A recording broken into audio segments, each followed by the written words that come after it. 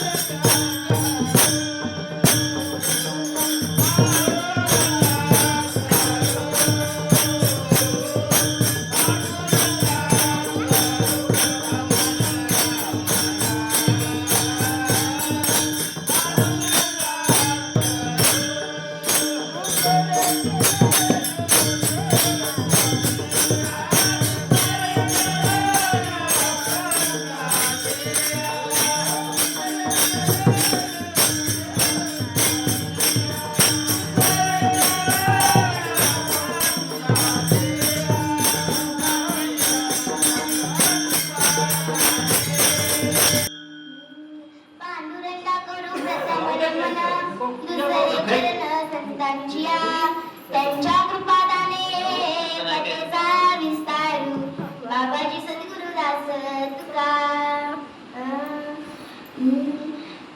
कलावज्ञ जीवधरार्थावतारं कलंकं तेजोदिकामोनि वक्रं फलानिशवादापनोदारदक्षं समाधिस्थमूर्तिं भजे ज्ञानदेवम् ओम नमो ज्ञानेश्वराय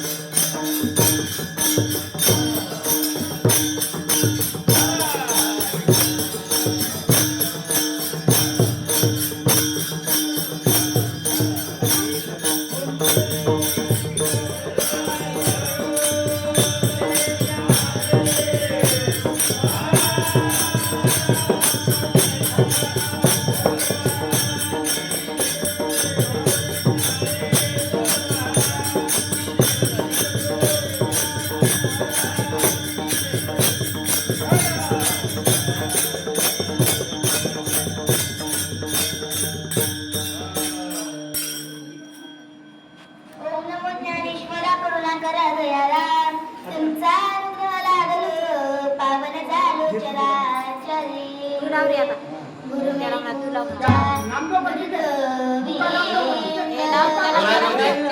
ए लाव उठकी चलाव की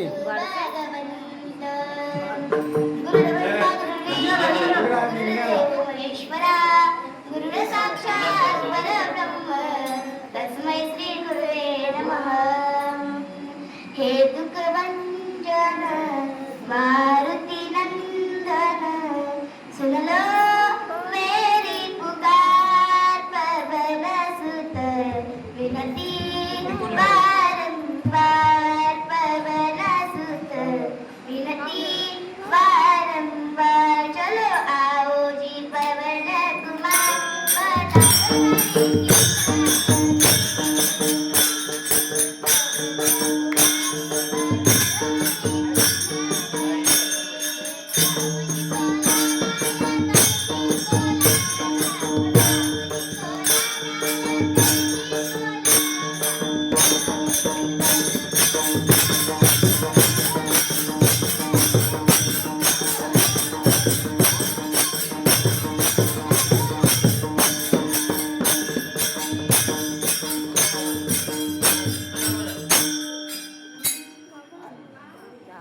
चलो आओ जी पवन कुमार पदारो हरी कीर्तन में आपुलिया हिता जो असे जागता आपुलिया हिता जो असे जागता धन्य माता पिता तयाचिया कुळी कन्या पुत्र होती जे सात्विक तयाचा हरिक वाटे देवा विठ्ठल विठ्ठल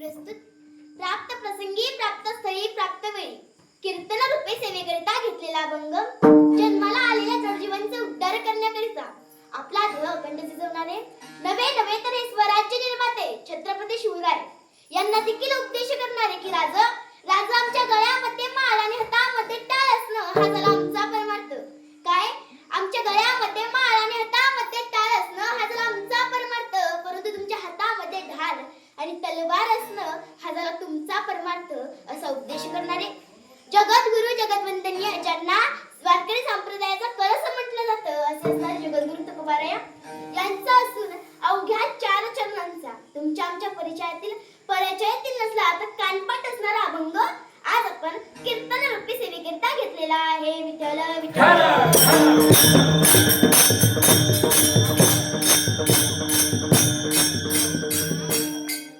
अभंगाचा भावार्थ बघायचा झाला तर या अभंगामध्ये जगद्गुरु तुकोबाराय सांगतात की जो आपल्या हिताच्या ठिकाणी जागा आहे त्याचे माता पिता धन्य आहेत धन्य माता पिता तयाचिया आणि अशा धन्य माता पित्याच्या पोटी सात्विक पुत्र किंवा कन्या म्हणून जन्म घेतात याचा हर्ष आनंद देवाला देखील वाटतो देवाला देखील हर्ष वाटावा या लायकीचं ते करतात तरी काय तर महाराज सांगतात की गीता भागवत करीती श्रवण अखंड चिंतन विठोबाचे तर ते गीता या ग्रंथाचं श्रवण व भगवंताचं नामस्मरण नामचिंतन करतात आणि जगद्गुरु तुकोबाराय शेवटच्या चरणात सांगतात की अशा जर व्यक्तीची अशा जर मनुष्याची सेवा माझ्या वाट्याला येत असेल तर मी माझे परमभाग्य सरमजतो हाच झाला अभंगाचा सरळ सरळ भावार्थ तुमच्या भाषेत म्हणायला झालं तर ठळक ठळक बातम्या आता आपण बातम्या विस्तारपूर्वक बघूया विठ्ठल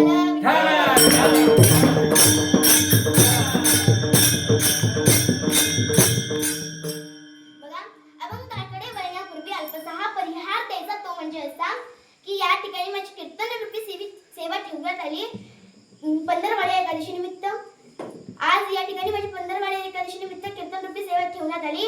ही सेवा त्यांच्याकडून मला प्राप्त झाली असे असणारे माझे मावशी काका त्यांचेही आभार मानते. तसेच माझ्या आजोबांसारखे पंचा काका असतील त्यांचेही आभार मानते. तसेच आपल्या गावातील प्रतिष्ठित नागरिक असतील त्यांचेही आभार मानते. मेलेकरी असतील त्यांचेही आभार मानते व तसेच आपले कोठारी येथील समस्त ग्रामस्थ तुमचेही आभार मानते. आणि मला सहाय्य करणारे मृदुंगाचार्य दादा असतील त्यांचेही आभार मानते. गायनाचार्य असतील त्यांचेही आभार मानते व आपले कीर्तन रूपी सेवेकडे वळते. विठ्ठल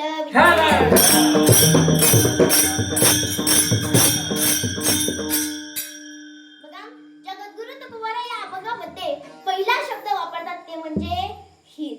मला सांगा महाराज हित कशात आहे हो? महाराज हित कशात आहे? हित ते करावे पैशाचे चिंतन करून या मन शुद्ध व्हावे. आता मला सांगा पैशाच्या चिंतनात हित आहे का? नाही महाराज. कारण धन पैसा धन संपत्ती या नाश पावणाऱ्या गोष्टी आहेत. त्या आज असतील उद्या नसतील. त्यांचं काही खरं आहे का? त्या कधी येतील आणि कधी जातील काही सांगता येत नाही. एके ठिकाणी कबीर महाराज म्हणतात की इसत न धन की कोण बराई देखत नयन में मिट्टी मिलाई. बघा मला सांगायचं काय आहे की पैसा धन संपत्तीच्या मध्ये हित आहे का? नाही. आणि शोधायचंही नाही. कारण आज पैसा असला तर उद्या नसतो आणि उद्या असला तर आज नसतो. बघा मला पैसा ही अशी गोष्ट आहे ती जर आपल्या खिशात असली ना की परके देखील आपली होत असतात आणि ती जर आपल्या खिशात नसली ना ती आपली देखील परकी होत असतात. ही पैशाची कमाल असते महाराज. म्हणून पैशामध्ये हित नाही. आणि पुढे महाराज सांगतात की हित ते करावे संसाराचे चिंतन करून या मन शुद्ध. आता मला सांगा संसाराचे चिंतन हित आहे का हो? सारखं संसार करत राहिलं मुलं बाळ बायको आई वडील सगळं करत राहिलं तर मला सांगा हित सक्सेस होणार आहे का? माता पित्याला धन्यता मिळणार आहे का? नाही. संसार एवढा दुःखाचा आहे दुःखरूपी संसार आहे तरीही तिथे लोक सुख शोधतात. एके ठिकाणी महाराज वर्णन करतात दुःख बांधवडी आहे हा संसार सुखाचा विचार नाही.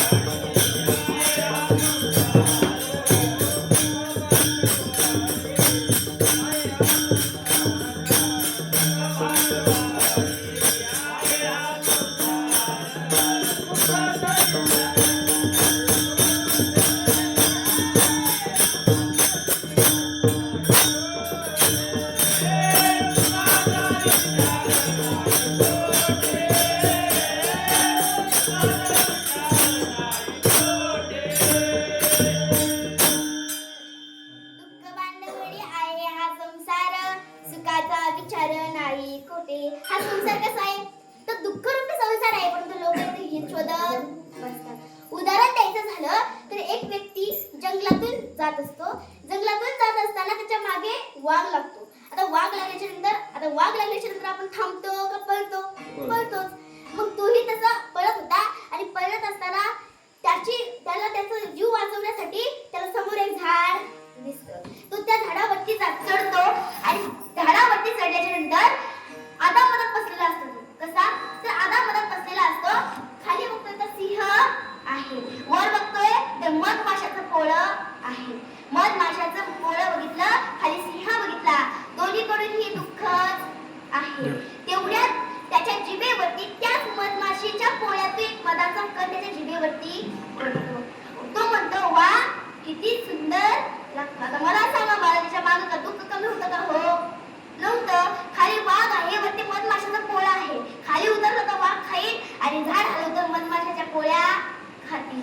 मग मला सांगायच्या मागं दुःख कमी होतं का? तर नाही.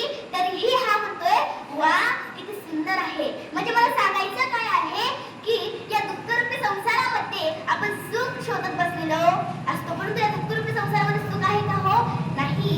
एके ठिकाणी महाराज म्हणतात की संसार दुःख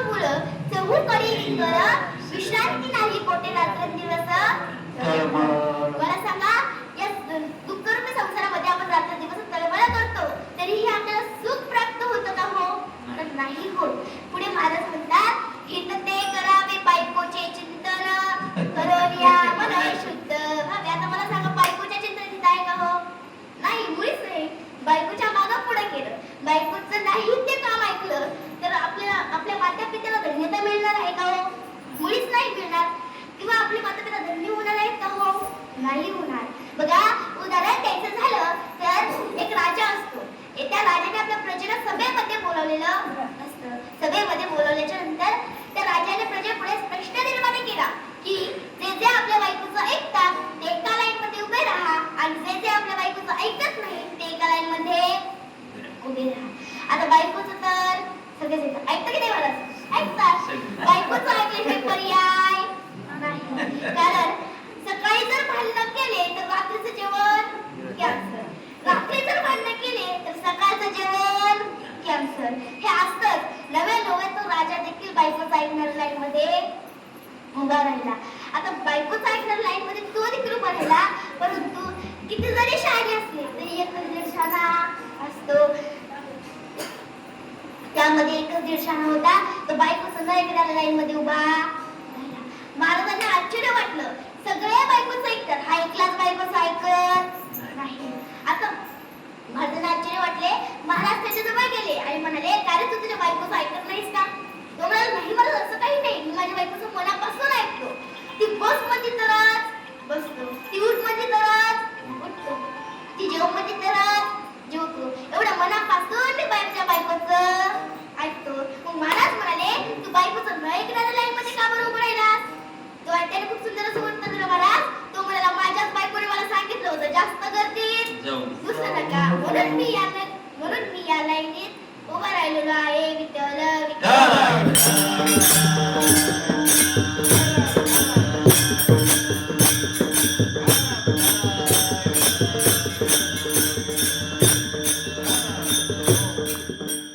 मला सांगा, महाराजांनी ना ऐकण्याचं पाप केलं होतं का? हो, केलं होतं का? नाही केलं नव्हतं, मुळीच नव्हतं केलं.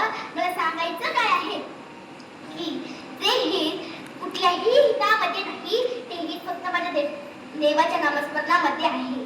हित ते करावे देवाचे चिंतन करोनिया.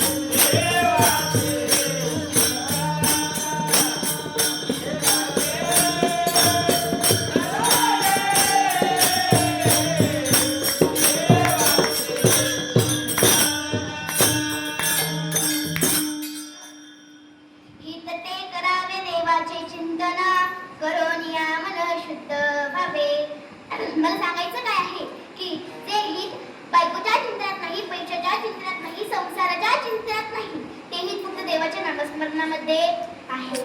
महाराज जे सुख पैशामध्ये नाही, संसारामध्ये नाही, ते फक्त देवाच्या नामस्मरणामध्ये आहे. बघा, एक कवी वर्णन करतात की जो सुख पावे राम भजन में, ओ सुख नहीं आमिरे में, मन लागो रे, मन लागो रे, मन लागो रे. म्हणजे बघा, जे सुख कशातही नाही, ते फक्त देवाच्या नामस्मरणामध्ये आहे. म्हणून जगद्गुरु तुकोबाराय आपल्याला नेहमी उठवून सांगतात, जागा करून सांगतात की उठा जागे वारे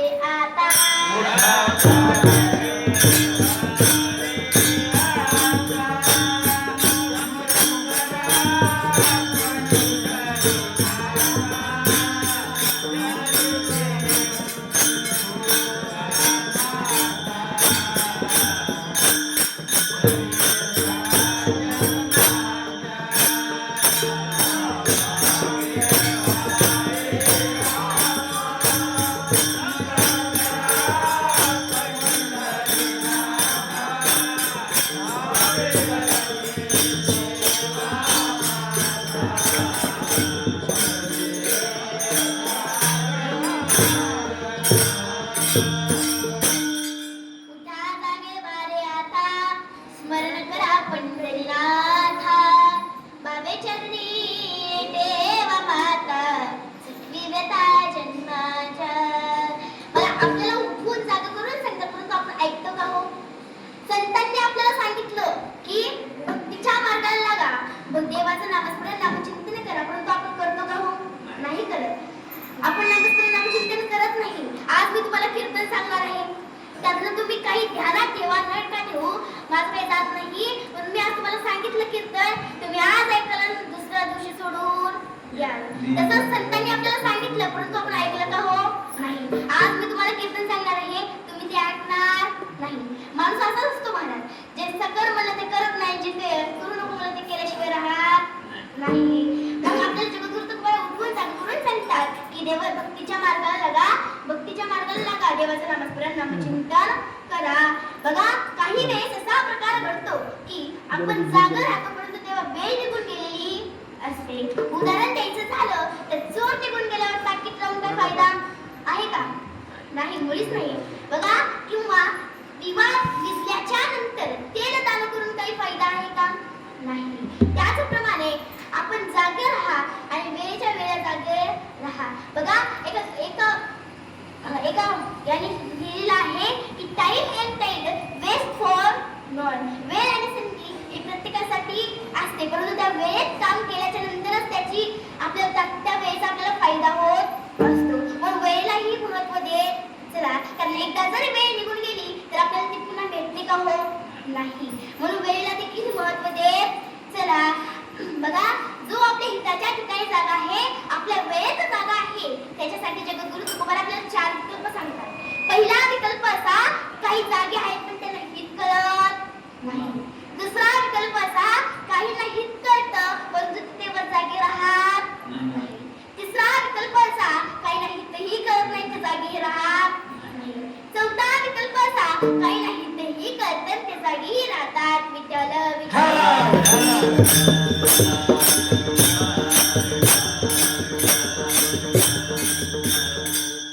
बघा, आपण आता त्यातला पहिला विकल्प पाहूया. बघा, काही जागे आहेत तर त्यांना हित कळत नाही. उदाहरण द्यायचं झालं तर एकदा एका घराला फार मोठी अशी आग लागली, गडगडा पेटू लागलं. बापाने मुलाला आवाज दिला, पिंट्या इकडे. मुलगा राबतच आला महाराज, म्हणाला, बाबा तुम्ही मला आवाज दिला. त्याचे वडील म्हणाले, हो मुलगा आवाज दिला. तो म्हणाला, काय काम काढलं? तेव्हा त्याचे वडील म्हणाले, जा टिकावाने खोर घेऊन. हा म्हणाला, बाबा आपल्या घराला दणा आग लागलीये, तुम्ही पाणी मागवायचं सोडून टिकावाने खोर मागवताय. त्यावेळेस त्याचे वडील म्हणाले, जेवढं सांगतोय तेवढंच कर. कळतंय मला सगळं, केस उगच पांढरे झालेले नाही. मग याने मागचा पुढचा विचार न करता हा गेला टिकावाने खोर घेऊन आला. टिकावाने खोर घेऊन आला. पुन्हा बाबांना विचारलं, बाबा तुम्ही टिकावाने खोर कशासाठी मागवलेलं आहे? त्यावेळेस त्याचे वडील म्हणाले, बघ बाळा, आपण एवढा लांबून पाणी आणण्यापेक्षा इथेच वेळ खोदूया. आता मला सांगा बाळा, त्याने किती जरी खोदलं असतं तरी पाणी लागलं असतं का? मी असं म्हणत नाही लागलं नसतं, लागलीही असतं, पण केव्हा लागलं असतं? वेळ निघून गेल्यावरती. त्या घराची रांगोळी झाल्याच्या नंतर ते पाणी लागलं असतं, मग त्याचा उपयोग झाला असता का हो? मला सांगायचं काय आहे की काही जागे आहेत परंतु त्यांना हित कळत नाही. विठ्ठल विठ्ठल.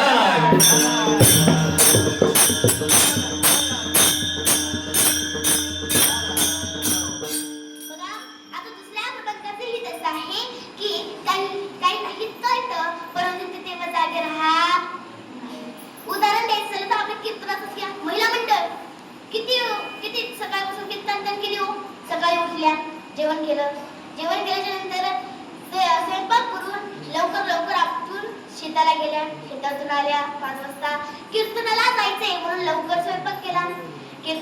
एका बाल कीर्तन काढायचं आहे म्हणून लवकर सगळं आवरून घेतलं. आणि इथं आल्यावर काय केलं हो? मला तर वाटतंय काही बायांचं तर वेगळं असतं महाराज. कीर्तनात येतात आणि इकडच्या तिकडच्या चाळ्या चुगल्याच करत बसतात. खरंच महाराज, काही जण तर फारच विचित्र महाराज. एकदा मी असंच कीर्तनाला गेले होते. कीर्तन झाल्यानंतर एक असेच वयोवृद्ध माणूस होतं, आजोबा होते. त्यांनी मला घरी चहा पिण्यासाठी नेलं आणि मी चहा पिण्यासाठी गेले.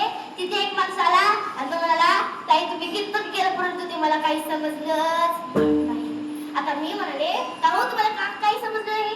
त्यावेळेस तो म्हणाला ताई तुम्ही काय केलं हे मला काही समजलंच नाही, याचं मला कारणच माहित नाही. खरं म्हणायला गेलं तर तुम्ही कीर्तनात एवढ्या मुंड्या खाली घालून बसता, एवढ्या मुंड्या खाली घालून बसता, तुमच्या डोक्यावरून ते कीर्तन सहज निघून जातं. मला खरं हे सहज निघून जातं. आपल्या कीर्तनाचं मुळे झोपलेलं दिसत नाही. झोपले की काय? नाही झोपू नका बरं का. कीर्तन आपलं 11 वाजेपर्यंत चालू राहणार आहे. विठ्ठल विठ्ठल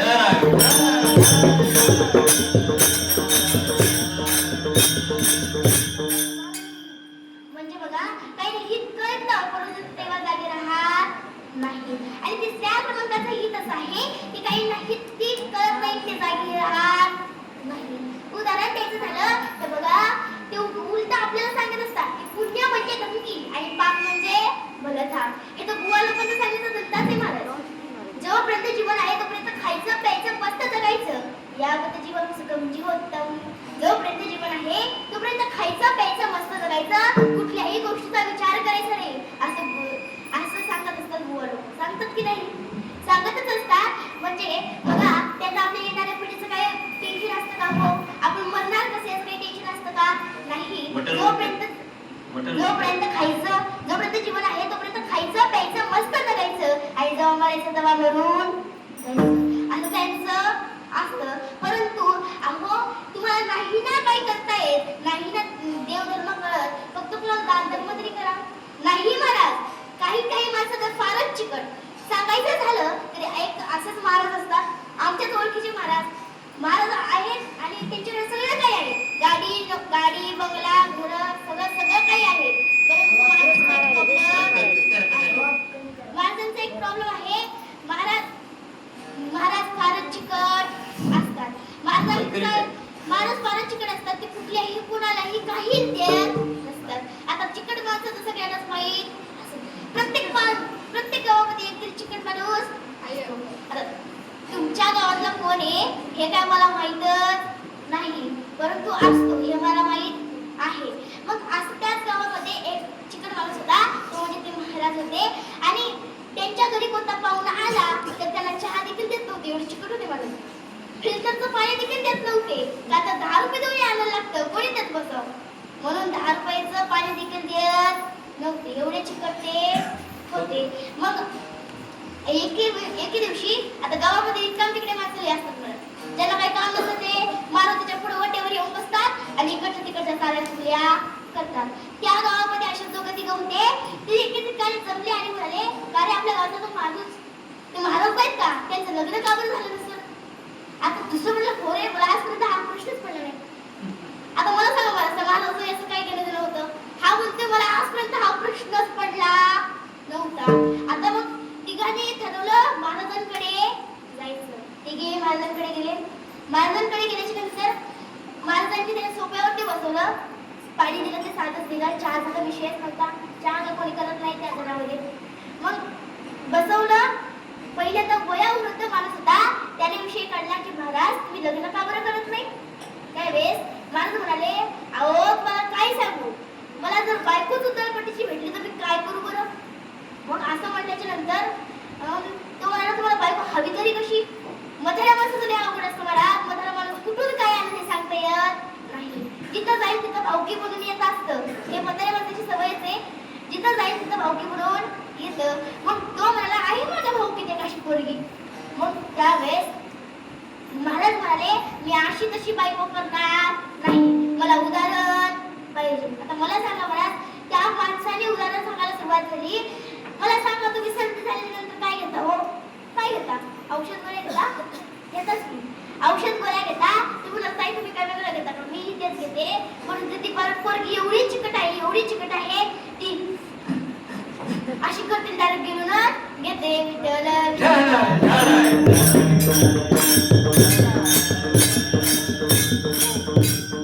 महाराजांना मुलगी पसंत आली. पसंत आल्याच्या नंतर काही दिवसांनी लग्न ठरलं. लग्न झाल्याच्या नंतर आता बायको चिकट नवराही चिकट, दोघांची चांगली जमली होती. बायको कर म्हणायची ते नवरा करायचं नाही, नवरा कर म्हणायचा ते बायको करायची नाही. असं त्याचं चालू होतं आणि खूप दिवस झाल्याच्या नंतर अखंड हरिनाम सप्ताह त्या गावामध्ये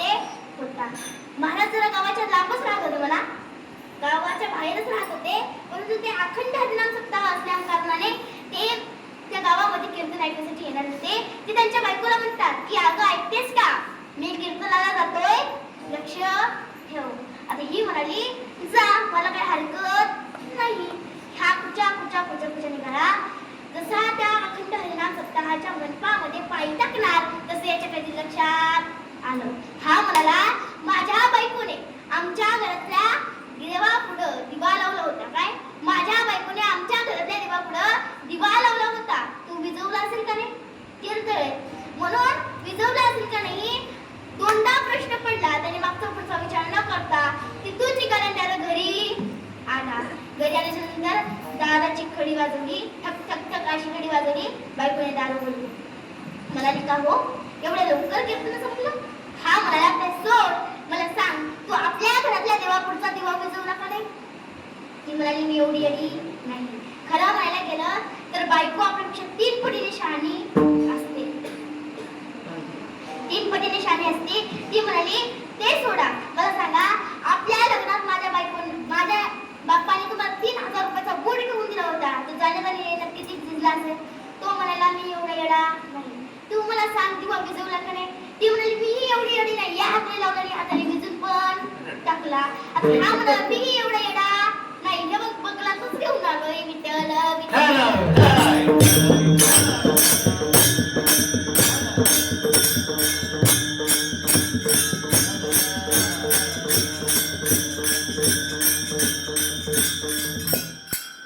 म्हणजे बघा महाराज, यांचा चिकटपणा किती होता.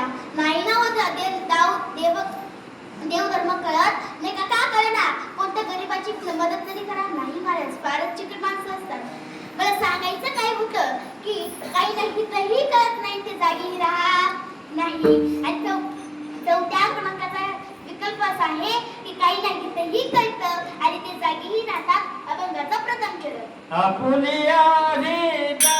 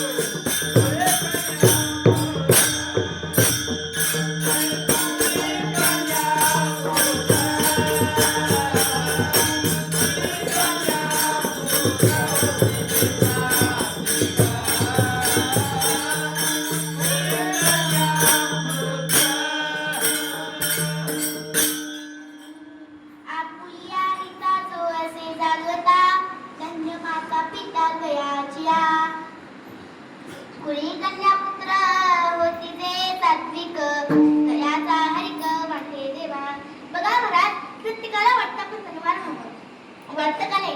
का गरीबच राहू?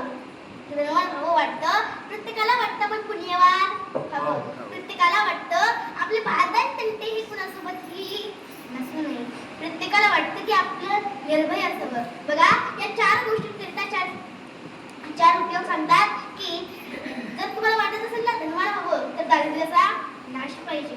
जर तुम्हाला वाटत असेल ना तुम्ही पुण्यवान व्हावं तर आधी असलेल्या पापाचा नाश पाहिजे. तुम्हाला वाटत असेल ना आपले भांडण तंटे कुणासोबतही नसू नये तर आपली बडबड कमी पाहिजे. आणि तुम्हाला वाटत असेल ना की तुम्ही निर्भय असावं तर जागा भरपूर पाहिजे. विठ्ठल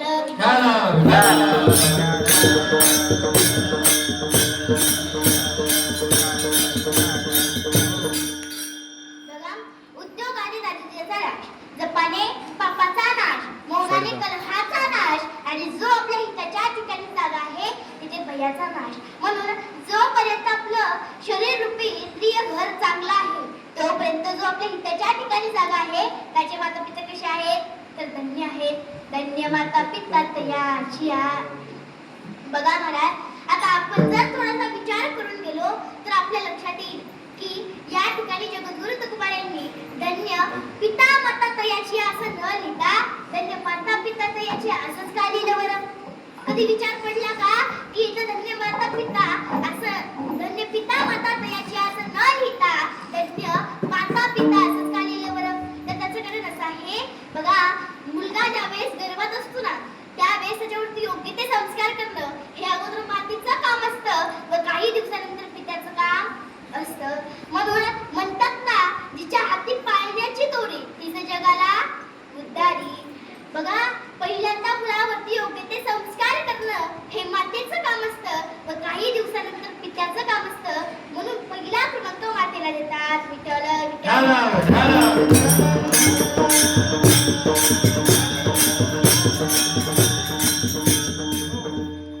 बघा, आजकालच्या माता माऊलींचे संस्कार बघायचे झाले तर सांगून जाईल. दोन मैत्रिणी खूप दिवसानंतर एका बागेमध्ये भेटतात. आता बागेमध्ये भेटल्याच्या नंतर बायकांचं कसं असतं हे सगळ्यांना माहित आहे. कुठून विषय कुठून येते काही सांगता येत नाही. दोघीही अशा रस्त्याने जात असताना अशा बागेतून रस्त्याने जात होत्या आणि पहिल्या मैत्रिणीने दुसऱ्या मैत्रिणीच्या पोराकडे बघितलं आणि म्हणाली, का ग तुझा पिंट्याचा फार जोड्या मारतोय? आता ही म्हणाली, काय झालं तर सांगू का तुला? हा जेव्हा 7 महिन्याचा गर्भात होता ना त्यावेळेस आम्ही जोडीने सर्कस पाहण्यासाठी गेलो होतो. त्या सर्कस मधल्या माकडाचा परिणाम याच्यावर झाला म्हणून हाताला उड्या. आता दुसरी कक्का होती का हो, ती म्हणाली तुझ्या पिंट्याचं राहू दे माझ्या पप्प्याचं सांगते. ही म्हणाली, हा जेव्हा 7 महिन्याचा गर्भात होता त्यावेळेस आम्ही जोडीने शोले पिक्चर बघण्यासाठी गेलो होतो. त्या शोले पिक्चर मधल्या गप्परचा परिणाम याच्यावरती झाला आणि याने जन्मताच प्रश्न केला, मा कितने आदमी थे? विठ्ठल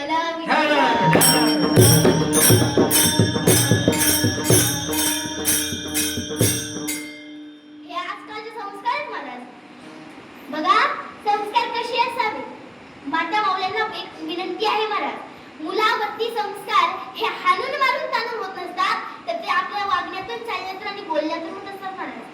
आपण आपल्या मुलावरती योग्य ते संस्कार हवे म्हणून त्यांना कितीही आणलं कितीही मारलं कितीही ताणलं ना तरी ते संस्कार होत नसतात. ते आपल्या बोलण्यातून चालण्यातून आणि वागण्यातून होत असतात. म्हणून बघा, संस्कार कसे करावे, संस्कार कसे असावे सांगून जाईल. एक मध्यवर्गीय व्यक्ती व त्याच्यासोबत 7 वर्षाचा मुलगा भर उन्हामध्ये रस्त्याने जात असताना त्यावेळेस त्याचे वडील त्याला म्हणतात की बाळा आपण थोडासा आराम करायचा का रे? त्यावेळेस तो मुलगा म्हणतो, बाबा मला काही हरकत नाही, पुढे आंब्याचं झाड दिसलं, हिरवीगार सावली होती म्हणाल. वडील म्हणाले, मलाही काही हरकत नाही, तुलाही काही हरकत नाही, आपण दोघे थोडासा आराम करूया. दोघी त्या हिरव्यागार आंब्याच्या झाडाखाली गेले आणि आंब्याच्या झाडाखाली गेल्याच्या नंतर त्या आंब्याच्या झाडाच्या खोडाला मलकटलेला टी-शर्ट अडकवलेला दिसला. कोणाला दिसला? त्या मुलाला दिसला. तो त्याच्या वडिलांना म्हणाला, का हो बाबा आपण जर या शर्टच्या खिशामध्ये 2-3 दगडे टाकली तर फारच मजा येईल ना हो. त्यावेळेस त्याचे वडील म्हणाले, का रे बाळा असं का म्हणतोय? त्यावेळेस तो म्हणाला, बाबा मला सांगा ना की आपण जर या शर्टच्या खिशामध्ये 2-3 दगडे टाकली तर फारच मजा येईल ना हो. त्यावेळेस त्याचे वडील म्हणाले, नाही बाळा आपण जर या शर्टच्या खिशामध्ये 2-3 चांदीची नाणी टाकली तर आणखीनच मजा येईल. त्यावेळेस तो म्हणाला, नाही बाबा आपण जर या शर्टच्या खिशामध्ये दगडे टाकली तर फारच मजा येईल. त्यावेळेस त्याचे वडील म्हणाले, नाही बाळा पण कुठल्याही गोष्टीचा हट्ट करायचा नसतो. ती गोष्टीचा हट्ट करण्या अगोदर त्या गोष्ट करून बघायला हवी. त्यासाठी तो मुलगा म्हणतो, ठीक आहे मला हरकत नाही. त्यावेळेस त्याच्या मनात चालू असतं होतं की मला मज्जा का येणार नाही, परंतु आपले पैसे हे नक्की जातील. तरीही तो नाशखुशीने तयार होतो. तो आणि त्याचे वडील त्याच्या खिशामध्ये 2-3 चांदीची नाणी टाकतात आणि एका झाडामागे जाऊन लपतात. शेतकरी शेतामध्ये नांगरणी करत असतो. दुपारची वेळ होती. ऊन कडक तापलं होतं. उन्हाळ्याचे दिवस होते महाराज. ऊन कडक तापलेलं आहे. शेतकऱ्याच्या मनात आलं की जरासा आपण आराम करावा. त्याच्यासाठी शेतकऱ्याने नांगरणीचे बैल सोडले. त्यांना झाडाखाली आणलं, चारा वगैरे केला, पाणी वगैरे पाजलं आणि त्यांना सावलीला बांधलं आणि स्वतः एका बांधावरती जाऊन भगवंताला म्हणू लागला. आकाशाकडे बघून म्हणू लागला, भगवंता कुणाच्या सांगणारे भगवंता, आज 8 दिवस झाले माझ्या बायकोच्या पोटात अन्नाचा कण नाही रे. मुलं बाळ उपाशी आहेत ना, सांग ना काय करू रे मी, मला काही सुचत नाही. उन्हाळ्याचे दिवस आहेत, पावसाचा एक थेंब देखील नाही, घरी पाण्याची विहीर नाहीये, सांग ना मी काय करू, मला काही सुचत नाहीये. असं म्हणून ढसा रडू लागला महाराज. आणि तोच ढसा रडणारा शेतकरी त्या आंब्याच्या झाडाखाली आला आणि आपल्या सवयीप्रमाणे तो खोडाचा शर्ट काढला आणि त्या शर्टाच्या खिशामध्ये हात घातला. जसा खिशामध्ये हात घातला तसं हाताला काहीतरी लागलं, काहीतरी टोचल्यासारखं झालं. त्याने तो हात वरती काढून बघितला तर काय होतं, 2-3 चांदीची नाणी. बघताच आनंद झाला. आनंद गगनात मावेना एवढा आनंद झाला की त्याला काय करावं सुचला. तो धावत त्याच बांधावरती गेला आणि आकाशाकडे बघून भगवंताला म्हणू लागला, भगवंता कुणाच्या रूपामध्ये आला होतास रे, सांग ना भगवंता कुणाच्या रूपामध्ये आला होतास. त्याच्या कुणाच्या रूपामध्ये आला असशील ना, त्याला चांगली धनसंपत्ती दे, कुठल्याच गोष्टीची कमतरता पडू देऊ नको, त्याला प्रत्येक गोष्ट मिळू दे, त्याला कुठल्याच गोष्टीची कमतरता पडू देऊ नको. आणि रडू लागला महाराज. आणि हे सगळं कोण ऐकत होतं ना, तर तो मुलगा आणि त्याचे वडील ऐकत होते. त्यावेळेस तो मुलगा रडू लागला आणि म्हणू लागला, बाबा मला कळतं परंतु वळत नाही, हे असतात मला खरे संस्कार. मला सांगायचं काय आहे की संस्कार आपले हालून मारून तालून होत नसतात, तर ते आपल्या चालण्यातून वागण्यातून आधी बोलण्यातून होत असतात. काय संस्कार केले हो माझ्या कयादू मातेने, भक्त प्रल्हादांवरती काय संस्कार होते माझ्या कयादू मातेचे, काय संस्कार होते माझ्या राजमाता जिजाऊंचे. अहो एक वेळेचा प्रसंग आहे. त्यांच्या गावामध्ये तमाशाचा तंबू आला होता. शिवरायांचे सर्व मित्र त्या तमाशाच्या तंबूकडे धावत गेले, परंतु शिवराय नाही गेले. शिवराय आपल्या मातेची आज्ञा घेण्यासाठी घरी आले. घरी आल्याच्या नंतर आऊसाहेबांना म्हणाले, आऊसाहेब तमाशाचा तंबू म्हणजे काय हो. त्यावेळेस आऊसाहेब म्हणाल्या, काय करायचं हो राजे तुम्हाला, माझे सर्व मित्र गेलेले आहेत, मलाही जायचं आहे, मला सांगा ना तमाशाचा तंबू म्हणजे काय हो, मला सांगा ना आऊसाहेब, मला सांगा ना तमाशाचा तंबू म्हणजे काय हो, असा प्रश्न केला. त्यावेळेस माझ्या राजमाता जिजाऊने खूप सुंदर उत्तर दिलं महाराज. त्या म्हणाल्या, राजा तुम्हाला बाया नाचवणारं राजू नाही तर बाया वाचवणारं राजू व्हायचं, एका शब्दावरून माझे राजे घडले महाराज. परंतु आत्ताच्या माता मुलं काय म्हणतात, अरे तुला जायचंय तिथे जा, अगोदर जेवण कर. आता मला सांगा महाराज, यांना खाऊ पिऊन घालून कुठं घालायचे हो, संस्कार जर चांगले असतील तर खाऊ पिऊ घालून कुठं घालायचे. मला सांगायचं काय आहे, संस्कार करा आणि चांगले करा. संस्कार केलाय माझ्या राजमाता जिजाऊंनी, म्हणून त्यांची पुण्याई आज फळाला आली. एक कवीने खूप सुंदर वर्णन केलेलं आहे. माझ्या जिजाऊची पुण्याई कशी आली ओ फळाला,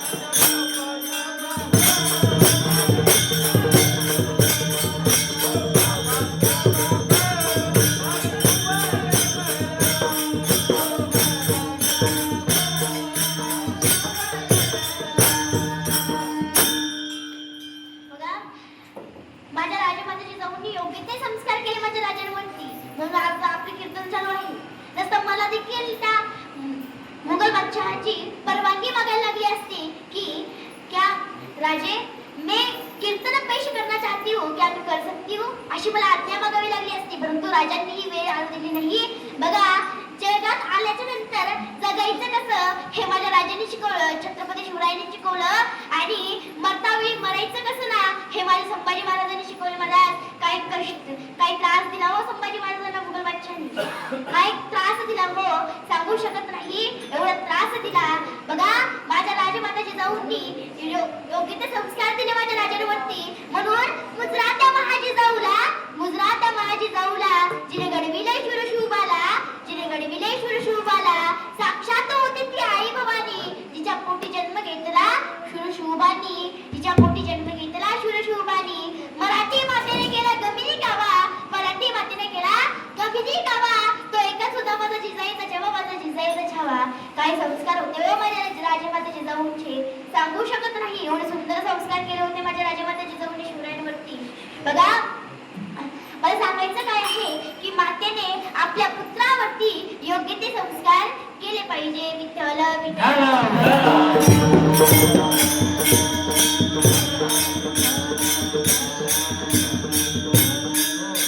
बघा संत ज्याप्रमाणे आपल्याला हित घडवण्यासाठी सांगतात ते याही प्रकारे सांगणार आहे की त्याही प्रकारे सांगतात. कुणी चुकत असला तर त्याला चांगल्या मार्गाला लावण्याचं काम करतात ते म्हणजे संत.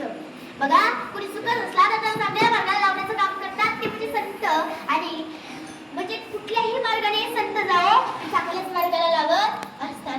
संतांच्या संकट आलं की प्रत्येक गोष्ट ही चांगलीच होत असते. संकट संतने की करलो प्रमाण आहे, वर खूप सुंदर प्रमाण आहे, म्हणून संकट संतांचीच केली पाहिजे. आणि आपल्याला ज्ञानोबा आहे लेकुराचे हित सांगतात, लेकुराचे हित वाहे माऊलीचे चित्त. आई म्हणजे काय असते? आई म्हणजे मायेचा सागर असते, दुधावरची साय असते, गोट्यातली गाय असते, जी स्वतः उपाशी राहून आपल्याला भरवते ना, आपलं अस्तित्व घडवते, आपल्याला लहानपणापासून नको ती गोष्ट आणून देते, ती आई असते महाराज. एका कवीने खूप सुंदर असं वर्णन केलेलं आहे. आई तुझ्या मूर्ती वाणी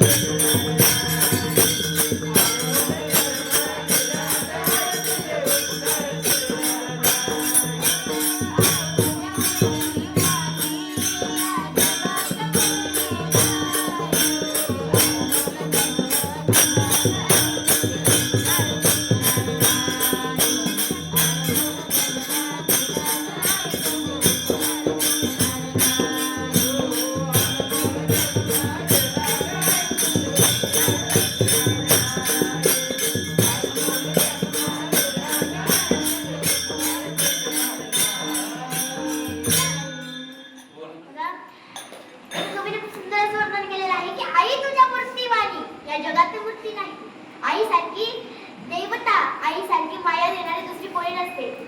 आई सारखी जीव लावणारी दुसरी कोणी नसते, जी घासातला घास काढून देते, स्वतः उपाशी राहते पण तो आपल्याला भरवते, ती आई असते महाराज. पुढे तेच कवी म्हणतात की बालपणी मी खेळतो होतो जेव्हा ताजा, अमृताहुनी गोड तू पाजीलासी पाना. काय होता हो महाराज, काय सुंदर वर्णन केलेलं आहे की ज्यावेळेस मी लहान होतो ना, त्यावेळेस माझं बालपण होतं ना, त्यावेळेस तू अमृताहुनी गोड तू पाना पाजवला, ती आई असते. स्वतः उपाशी राहते, आपल्याला भरवते, आपलं अस्तित्व घडवते, ती आई असते. परंतु वडील म्हणजे काय, कधी मध्ये प्रश्न पडलाय का आपण आईला महत्व देतो? बघा चुली पुढे बसणारी, ती चाल घालणारी, त्याला झटका बसला तर सोसून घेणारी आई आपल्या लक्षात राहते. परंतु तीच भाकर बनवण्यासाठी, त्या भाकरी बनवण्यासाठी दळून आणणारा किंवा तो कमवणारा बाप आपल्या लक्षात नाही राहत महाराज. घर चालवण्यासाठी आपल्या नेहमी मागे पुढे करणारा, आपलं अस्तित्व घडवणारा, आपल्याला लहानाचं मोठं करणारा, आपल्याला नको ती गोष्ट घेऊन देणारा बाप आपल्या लक्षात नाही राहत. खरं म्हणायला गेलं तर आई घराचा कळस आहे ना, तर बापा घराचा गाय आहे. पाया जर घसरला ना तर कळसाचं काही खरं नसतं महाराज. काय पाया जर घसरला ना तर कळसाचं काही खरं नसतं. म्हणून जेवढं आईला महत्व देतं ना तेवढंच वडिलांनाही द्या. बघा बऱ्याच काही मुलांचे वडील हे नेहमी दारू पित असतात, त्यांना आपलं घर दार फुलं बाळ काहीच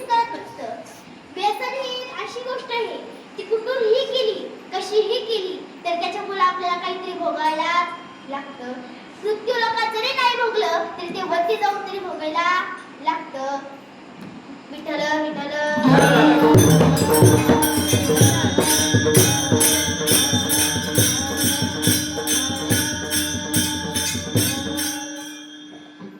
व्यसन करू नका, कारण व्यसन ही अशी गोष्ट आहे ती कुठं जरी भोगायची असली तरी ती भोगायलाच लागती. म्हणून व्यसन फार वाईट गोष्ट आहे. महाराज जे दारू पितात त्यांचं तर फारच अवघड असतं. सांगायचं झालं तर बघा, एकदा असंच आम्ही कीर्तनातून वापस येत होतो आणि कीर्तनावरून येता वेळी आमच्याकडे होती फोर व्हीलर. मग आमच्या गाडी पुढे एक असा माणूस आला आणि तो असं वाकलेला होता. कसा होता? वाकलेला होता. तो मी गाडीतून बाहेर निघाले. तो म्हणतो तिथे मला उठताच येईना. मला बापरे काय झालं की? तो म्हणतो तिथे मला उठताच येईना. मला काय झालं असेल बघावं म्हणून तो म्हणाला मला दवाखान्यात घेऊन जा, मला उठताच येईना. त्याने दारू पिलेली होती महाराज. तो म्हणाला मला उठता येईना. मागचा पुढचा विचार न करता त्याला गाडीत बसवलं. आता बसवल्याच्या नंतर त्याला लवकर जवळपासच्या दवाखान्यात घेऊन गेले. दवाखान्यात गेले आणि डॉक्टरला म्हणाले, डॉक्टर पेशंट खूप अर्जंट आहे, लवकर काहीतरी करा. डॉक्टरने डायरेक्ट ऑपरेशन रूम मध्ये गेलं. आता ऑपरेशन रूम मध्ये गेल्याच्या नंतर मला वाटलं काय झालं असेल. माझ्या मनामध्ये धाकधूक सुरूच होती. आता 5 मिनिटात डॉक्टर बाहेर आले. डॉक्टर बाहेर आल्यानंतर मी म्हणलं, डॉक्टर काय झालं मला सांगा तरी. ऑपरेशन करायला लागते का? करा बरं का, मी पैसे द्यायला तयार आहे. त्या माणसाचा जीव वाचला पाहिजे.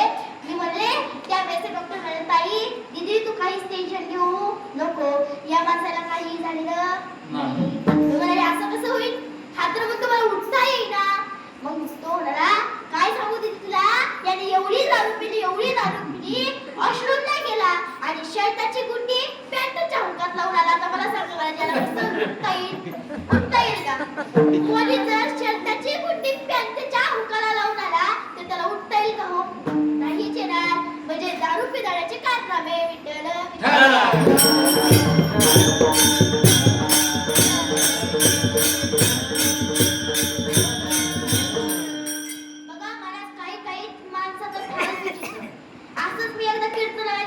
कीर्तनाला गेल्याच्या नंतर नवरात्रीचं कीर्तन होतं बरं का.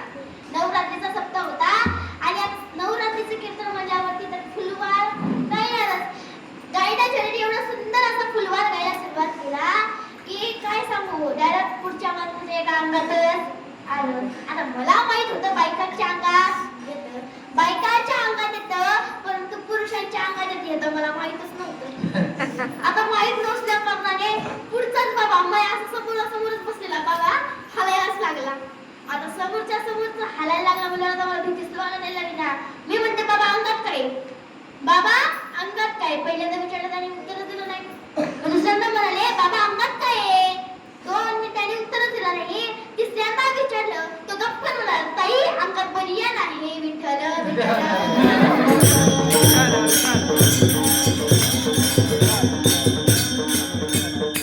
आता मी काय विचारलं होतो, अंगात कुठला देवी? पण तू काय म्हणतोय अंगात बनियान आहे. मला सांगा, ही दारू पिणाऱ्यांचीच काम असतं. मला खरं म्हणायला गेलं तर आपण दारू पिलीये, आपल्याला काय करावं हे देखील सुचत नसतं. दारूमुळे आपल्या कितीतरी लोकांचे आपले उद्ध्वस्त झालेले आहेत. स्वतःच नव्हे तर नव्हे, त्याने आपल्या कुटुंबाचं उद्ध्वस्त होतं म्हणा. रोज पिऊन पडतो, परंतु ती माता ओली त्या दरवाजामध्ये वाट बघत बसलेली असते आणि म्हणते, रोज पिऊन येतो, धिंगाणा घालतो, किती समजावू बाई मी याला, रपा मारतो मला. ती माता ओली तरी काय करलो, रोज पिऊन येतो म्हणते, धिंगाणा घालतो म्हणते.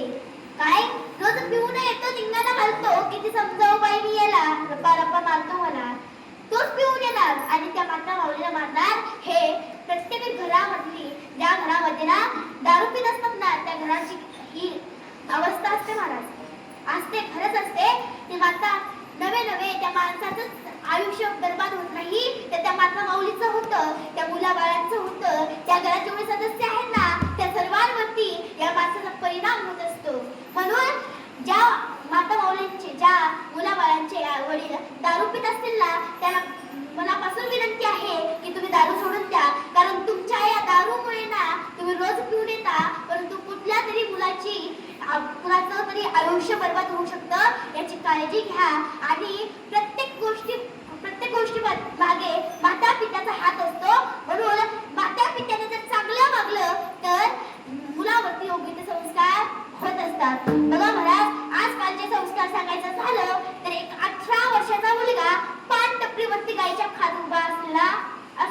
त्यावेळेस त्याचे मित्र त्याला म्हणतात का तू तुझ्या बाप्पाला म्हणतो का रे? तो म्हणाला मी माझ्या बाप्पाला मी माझ्या बाप्पाला अजिबात पीत नाही. असं म्हटल्याच्या नंतर तो गायछापची पुडी घेतो, हातावर टाकतो. तेवढ्यात तिकडून त्याचे वडील आलेले त्याला दिसतात. तो बाटपीच्या मागे जाऊन जरा लपतो. बाटपीच्या मागे जाऊन लपल्याच्या नंतर त्याचे मित्र त्याला चिडवायला लागतात. भिलारे भिलास म्हणून चिडवायला लागतात. त्याने उत्तर दिलं महाराज. तो म्हणाला मी माझ्या बाप्पाला भीत नाही. काय म्हणाला? मी माझ्या बाप्पाला अजिबात भीत नाही. त्याने यातलीच अर्धी मागितली असती म्हणून मी पांढरपुरीच्या मागे जाऊन लपलोय. आता मला सांगा महाराज, जर याचा बापच जर पुडी खात असला तर मुलगा खाणार नाही का हो? 100% खाणार महाराज. बापच जर दारू पीत असला ना तर मुलगाही दारू पिणार. बाप ज्या पावलावरती चालतो ना मुलगाही त्याच पावलावरती चालणार. म्हणून प्रत्येक घरामधील प्रत्येक पुरुषांनी ठरवलं पाहिजे की आपण आपल्या मुलावरती योग्य ते संस्कार करून योग्य त्या वाटदिशीला लावले. कारण बघा, म्हणून असे जे संस्कार लावतात ना त्याचे माता पिता कसे आहेत तर धन्य आहेत. आणि मुली आई वडिलांनीच नव्हे तर प्रत्येक मुला मुलीने देखील ठरवलं पाहिजे की आपण आपल्या आई वडिलांकडून योग्य ते संस्कार घेऊन योग्य त्या वाटदिशेने जाईल ही प्रत्येक मुला मुलीने ठरवलं पाहिजे. आणि असं जे ठरवतात असे जे सात्विक पुत्र किंवा कन्या जन्म घेतात याचा हर्ष आनंद देवाला देखील वाटतो. यात काही नवल नाही. अभंगाचं द्वितीय चरण.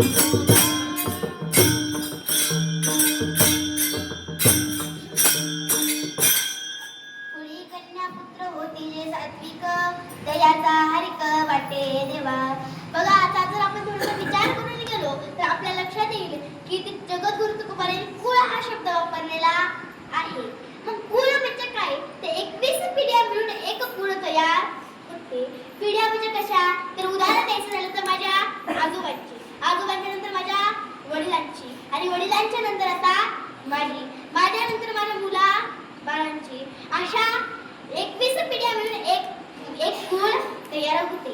आणि अशा कुळामध्ये एक जरी नाशिवंत देह जन्माला आला, व्यसन करणारा देह जन्माला आला तर पूर्ण कुळाचा नाश होतो.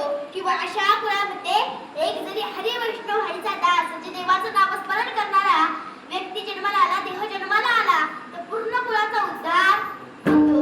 हे कशामुळे होते तर माऊली ज्ञानोबाला हरिपाठात सांगतात, ज्ञानदेव मने नाम जपा हरीचे, परंपरा त्याचे गुण शुद्ध.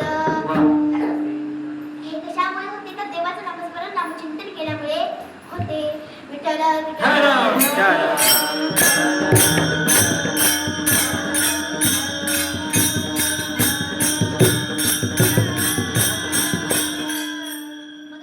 आता जर आपण थोडासा आणखीन विचार करून गेलो तर आपल्या लक्षात येईल की पहिल्या चरणामध्ये जगद्गुरु तुकोबारायांनी पहिला क्रमांक मातेला दिला होता. बरोबर आहे ना? पहिला क्रमांक मातेला दिला होता. त्याचप्रमाणे दुसऱ्याही चरणामध्ये पहिला क्रमांक कन्येला दिलेला आहे. कुळी कन्या पुत्र होती जे सात्विक तयाचा हरिक वाटे देवा. बघा, पहिला क्रमांक कन्येलाच आहे. मग पहिला क्रमांक कन्येलाच का? कन्येमध्ये असं काय आहे की पहिला क्रमांक कन्येलाच का? बघा बघा, लहानपणापासून जी मोठी होईपर्यंत कन्या जन्माला आली की आई वडिलांना चिंता असते ना. मुलगी जन्माला आली, आई वडिलांना चिंता असते. मुलगी लहानाची मोठी होऊ लागली, आई वडिलांना चिंता असते. मुलगी खेळायला बागडायला लागली तरीही आई वडिलांना चिंता असते. मुलगी आणि सर्वात मोठी चिंता म्हणजे ज्या वेळेस मुलगी स्वतःचं घर सोडून परक्या घरी झालेलं असतं ना, त्यावेळेस त्याच बापाला झालेलं दुःख म्हणजे एका कवीने सुंदर असं वर्णन केलेलं आहे की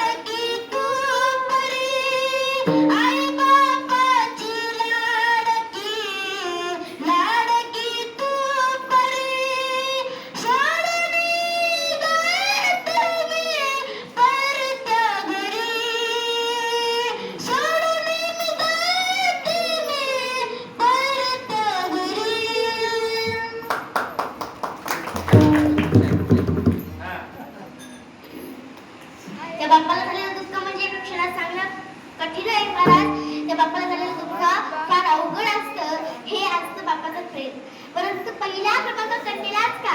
आणि किती एक उदाहरण सांगून जाईल. ज्यावेळेस स्वामी रामातीर्थ हिमालयाची यात्रा करत होते ना, त्यावेळेस एक वृद्ध वडील देखील हिमालयाची यात्रा करत होते. स्वामी रामातीर्थांनी त्या वृद्ध वडिलांकडे बघितलं आणि त्यांना म्हणाले की स्वामी, आपकी गोद में जो बच्चा है ना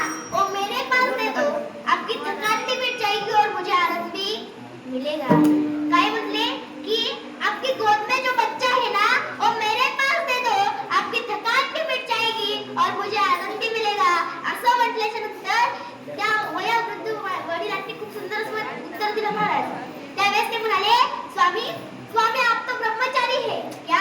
आप तो ब्रह्मचारी है, लेकिन ये मेरा बेटा होता ना तो मैं जरूर दे देता, लेकिन ये मेरी बेटी है और एक बेटी का बोल जिस बाप को होता है ना वो बाप कहने के लायक नहीं होता, वो बाप कहने के लायक नहीं होता. असं म्हटल्याच्या नंतर असं म्हटलं म्हणून पहिला क्रमांक कन्येला देतात असं म्हणतात. विठ्ठल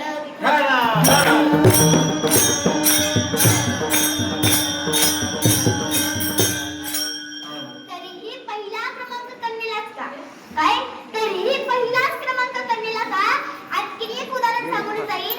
मुलीचं बापावरती अपार प्रेम असतं महाराज. मुलीचं बापावरती आणि बापाचं मुलीवरती सांगू शकत नाही एवढं प्रेम असतं. काय प्रेम असतं हो मुलीचं बापावरती सांगून जाईल. एका वर्षाची मुलगी भक्ती करून धन्य झाली. कालपाताल देवानं मंदिरात जागा दिली. संत चोकोबा श्रीहरी आहे नामदेव काळारी. संत चोकोबा श्रीहरी आहे नामदेव काळारी. धनी मनाई दाखवाना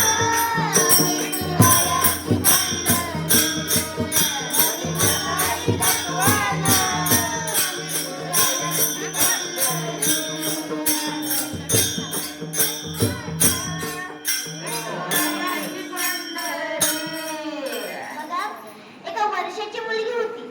काय एका वर्षाची मुलगी होती.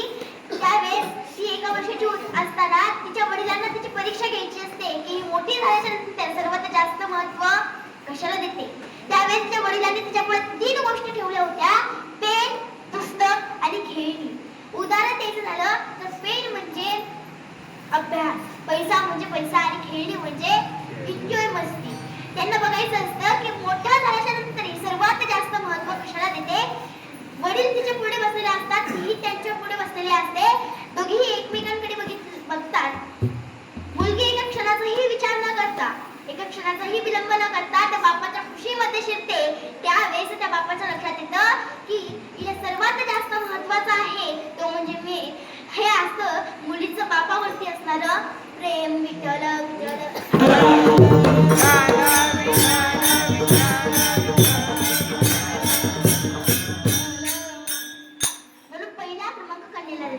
बघा, मग पुत्र म्हणजे काय? पुत्र याच्या शास्त्रात अशी व्याख्या आहे की जो नरकातून तारती आलेला आहे त्याला पुत्र असं म्हटलं जातं. पुत्र कसा असावा? बघा महाराज, काही पुत्र हे स्वतः वाईट वागून आपल्या आई वडिलांना दुःखाच्या खाईत घालतात, तर काही स्वतः चांगलं वागतात परंतु त्यांना दुःख देऊन दुःखाच्या खाईमध्ये घालतात. असे काही पुत्र असतात. परंतु पुत्र कोणासारखा असावा? पुत्र असावा म्हणजे ज्ञानोबारायांसारखा, तुकोबारायांसारखा, नवे नवे माझ्या राजांसारखा, माझ्या कयादू मातेच्या भक्त प्रल्हादासारखा पुत्र असावा. पुत्र असावा माझ्या भगीरथ राजासारखा. काय भगीरथ राजा होते हो? भगीरथ राजा एक सगळ राजा तर सगळ्यांनाच माहीत असेल. आता मला सांगा, सगळ राजाला किती पुत्र होते हो? तर 7,000 पुत्र होते. परंतु ऋषीच्या शापाने सर्व जळून राख झाले, सगळे भस्म झाले. त्याच कुळामध्ये एक भगीरथ नावाचा राजा जन्माला आला आणि त्या राजाने स्वर्गातली गंगा मृत्यू लोकांमध्ये आणून पूर्ण कुळाचा उद्धार करून घेतला. बघा, हे करण्यामध्ये त्याच्या 2 पिढ्या निघून गेल्या तरीही गंगा माता मृत्यू लोकांमध्ये येण्यासाठी तयार नव्हत्या. त्यावेळेस त्यांनी गंगे मातेला प्रश्न केला की तुम्ही मृत्यू लोकात न येण्याचं कारण तरी काय आहे? त्यावेळेस गंगा माता म्हणाल्या, मी जेव्हा एवढ्या उंचावरून खाली पडेल त्यावेळेस माझा वेग कोण अडवेल आणि मी तसे जर पाताळात निघून गेले तर मग तू काय करशील? हा पहिला प्रश्न सांगितला. आणि दुसरा प्रश्न हा सांगितला की मृत्यू लोकांमध्ये पापी लोक हे जास्त आहे, ते माझ्यामध्ये स्नान करतील, ते सर्व पाप माझ्याकडे येईल, तेव्हा मी हे पाप कुठे घालू? असा प्रश्न केल्यानंतर भगीरथ राजाला देखील प्रश्न निर्माण झाले. त्यांना काही करावं काही सुचत नव्हतं. त्यावेळेस त्यांनी भोळादैवत शंकराची आराधना सुरू केली. ओम नमः शिवाय, नमः शिवाय, हर हर बोले नमः शिवाय, अशी आराधना सुरू केली. खूप वेळ झाला आराधना केली. एके दिवशी भोळे शंकर प्रसन्न झाले आणि म्हणाले, काय झालं मला सांग ना. त्यावेळेस भगीरथ राजा म्हणाले, गंगे मातेला ते मृत्यू लोकात नेण्याचा प्रयत्न करत आहे, परंतु त्या म्हणतायत की माझा वेग कोण अडवेल. त्यावेळेस भोळे शंकर म्हणले, कोण अडवेल म्हणजे मी अडवेल. असं म्हटल्याच्या नंतर भगीरथ राजा लगेच गंगे मातेकडे गेले. गंगे मातेला म्हणाले, गंगे माते तुम्ही म्हणताय ना की ज्यावेळेस तुम्ही एवढ्या उंचावरून खाली याल त्यावेळेस तुमचा वेग कोण अडवेल, तर प्रत्यक्ष भगवान शंकर अडवतील. असं म्हटल्याच्या नंतर गंगा माता म्हणाल्या, आणि मी मृत्यू लोकात गेल्याच्या नंतर पापी लोक माझ्यामध्ये स्नान करते, त्यावेळेस ते पाप कुठे घालू. त्यावेळेस भगीरथ राजा म्हणाले, तुम्ही म्हणताय ना की मृत्यू लोकात पापी लोक जास्त आहे. खरं म्हणायला गेलं तर जसे पापी लोक आहेत ना तसं संत महात्मा देखील आहे. त्यांच्या स्नानाने नव्हे तर त्यांच्या स्पर्शाने देखील तुम्ही पवित्र व्हाल. संत चरण रज लागता सहज.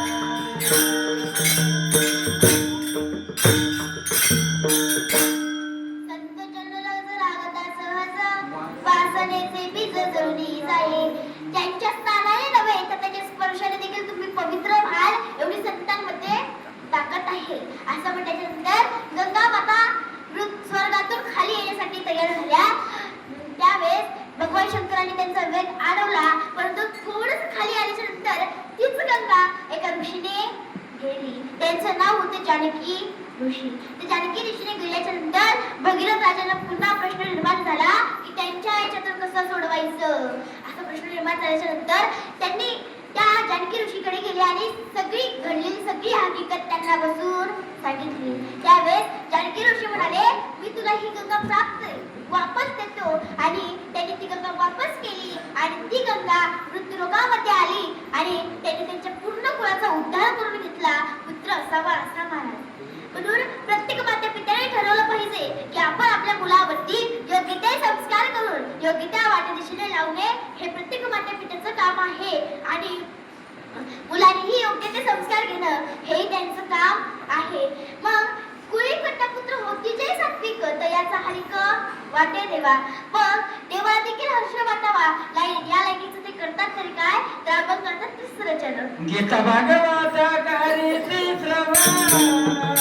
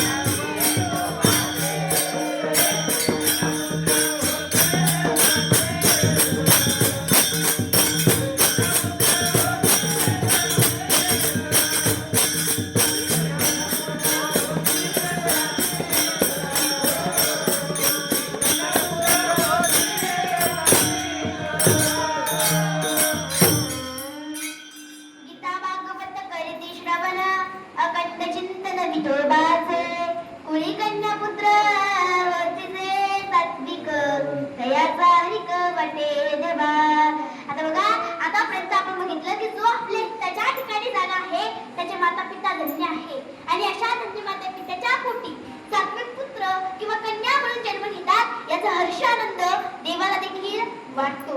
देवाला देखील हर्ष वाटावा या लायकीचं ते करतात तरी काय, तर गीता भागवत करती श्रवण अखंड चिंतन विठोबाचे. तर ते गीता या ग्रंथाचं श्रवण व भगवंताचं नामस्मरण नामचिंतन करतात. आता तुम्ही म्हणाल दीदी, आपल्या या भारतामध्ये एवढी विपुल ग्रंथ संपत्ती आहे, 18 पुराण आहेत, 18 महापुराण आहेत, तरी तुम्ही 2च ग्रंथांचा उल्लेख का केला आहे? महाराजांनी 2च ग्रंथांचा उल्लेख का केलेला आहे? त्याचं कारण असं आहे की जन्माला आल्याच्या नंतर जगायचं कसं हे गीतेमध्ये सांगितलेलं आहे. महाराज काय जन्माला आल्याच्या नंतर जगायचं कसं हे गीतेमध्ये सांगितलेलं आहे, आणि जगलं संपल्याच्या नंतर मरायचं कसं हे भागवतामध्ये सांगितलेलं आहे. आणि या 2 ग्रंथांचा उल्लेख केलेला आहे. ही गीता कोणी सांगितली, तर ज्यावेळेस महाभारत चालू होतं त्यावेळेस अर्जुनाला उपदेश केलेला आहे. ते सर्व या गीतेमध्ये आहे. आणि आपल्याला जीवन कसा जगलं पाहिजे ही आपल्याला गीता सांगते. तो श्रीकृष्ण परमात्मा भगवान परमात्मा कसा आहे, तर दयाळू आहे आणि भक्तासाठी धावून येणार आहे. त्या भगवान परमात्माचं आपण सर्वजण एकदा मोठ्याने भजन करूया. सर्वांनी हात वरती घ्या, सर्वांनी घ्या. भगवंत वरनं बघतोय बरं का, मी जरी काय म्हटले नाही तरी भगवंत बघतोय. काय आजोबा पजोबा सगळ्यांनी हात घ्या, वरती घ्या, वरती दिसले पाहिजे. दिसले का? विठोबा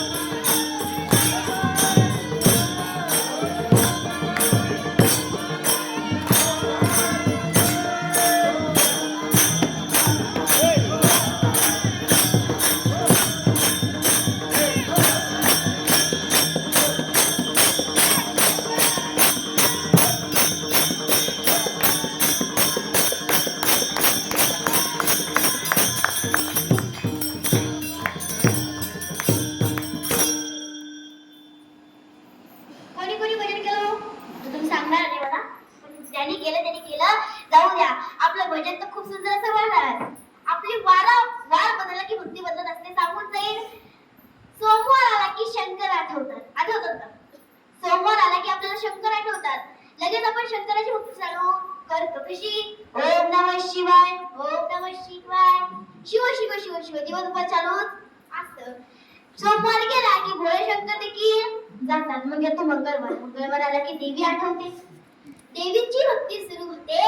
देवी गेली, मंगळवार देखील जातो.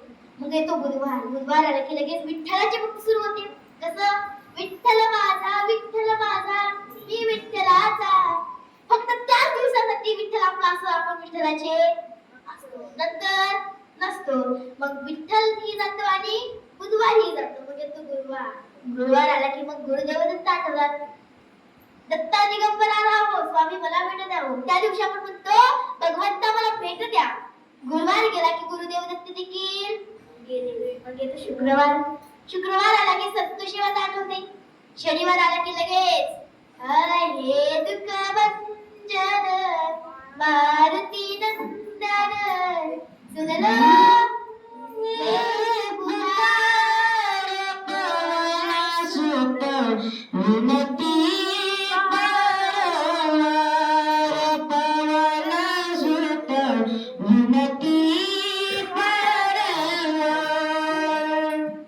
शनिवार गेला की आपल्या हनुमंत देखील गेले. मग आला रविवार आला की लगेच अहम बग्या सोहम बग्या प्रेम नगरावाणी सावतोनी बसली लागा प्रेम करा कैवारी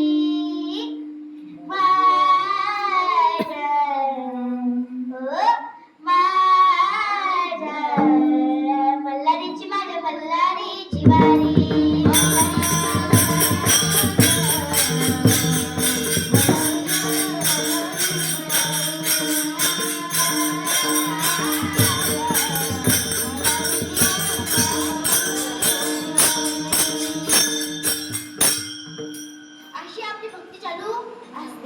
परंतु भक्ती करावी फक्त एकनिष्ठेने आणि मनाभावात.